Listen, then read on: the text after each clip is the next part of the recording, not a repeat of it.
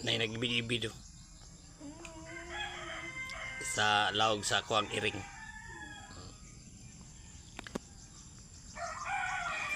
Ubang tao nga magbuhi og hayop niya dili ka ba mo pakaon,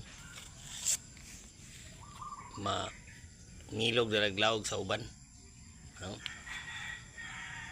Mga tugatugag pamuhi niya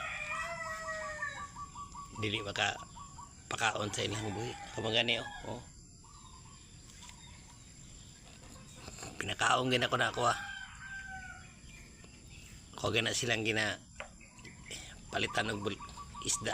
Nag-import jud ko naglawag luto aron dili ni makapanghilabot sa silingan ang akong buhi. Kay lison ni siya og maka pan sa silingan, may tsanik ini tubig. Loy kayo. Ulit kaya siya. Masaya ulit. Dahil lang amahan ako kayo. Walay gipili na siya, siya nagkabugno kay si manguwag ang mga bae. Muna siyang munay mudayo. Iyang kuanon. Muna iyang kalaban mo di bugno.